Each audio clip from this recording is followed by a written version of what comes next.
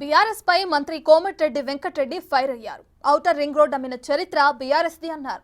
10 ఏళ్ల పాలనలో 100 ఏళ్ల విధ్వంసం జరిగిందని ఆయన మండిపడ్డారు. అందుకే ప్రజలు కాంగ్రెస్ కు పట్టం కట్టారు అన్నారు. కాంగ్రెస్ ప్రభుత్వం చేస్తున్న అభివృద్ధిని ప్రతిపక్షం ఓర్వలేకపోతుంది అన్నారు. అందుకే ప్రభుత్వం పడిపోతుంది అని కామెంట్లు చేస్తున్నారని కోమటిరెడ్డి ఆగ్రహం వ్యక్తం చేశారు. అంటే ఎంత దరిద్రం గవర్నమెంట్ అంటే ప్రాజెక్టులలో దోపిడీ కాకుండా ఔటర్ రింగ్ రోడ్ కూడా అమ్మిన ఘన చరిత్ర 10 ఏళ్ళు పాలించి రాష్ట్రాన్ని 100 ఏళ్ల విధ్వంసం సృష్టించిపోయినా. అందుకనే ప్రజలు సరైన బుద్ధి చెప్పి కాంగ్రెస్ పార్టీకి అవకాశం ఇచ్చారు. తప్పకుండా మేము ఇచ్చిన స్కీమ్స్ అన్నీ మళ్ళా రిపీట్ చేసే అవసరం లేదు. మీరు సిలిండర్ చూస్తున్న 500కే ఇస్తున్నాం, 200 యూనిట్లు జీరో బిల్లు వస్తున్నది. దాదాపు 70% మందికి రుణమాఫీ చేసినాం.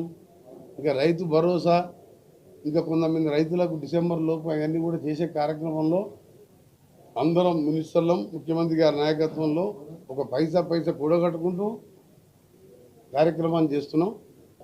అందుకనే ఆ ప్రతిపక్షం ఓర్వలేక ప్రతిరోజు మా గవర్నమెంట్ రెండో రోజుకెళ్ళే ఈ గవర్నమెంట్ ఉండదు, పడిపోతుంది. మీరు చూస్తున్నారు కదా, వచ్చిన 2-3 రోజులకెళ్ళి స్టార్ట్ చేసారు. ఎందుకంటే అధికారం పోయేసరికి వాళ్ళకి ఏం చేయాలని అర్థమవుతలేదు.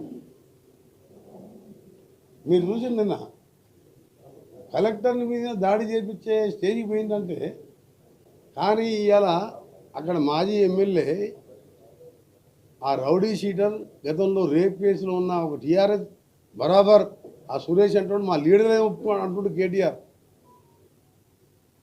కేటీఆర్ గారు ఒకసారి ఆలోచించుకొని నువ్వు ఎడిపోతున్నావు, నువ్వేం ఫ్రస్ట్రేషన్లో అధికారం పోయి ఏం మాట్లాడుతున్నావు.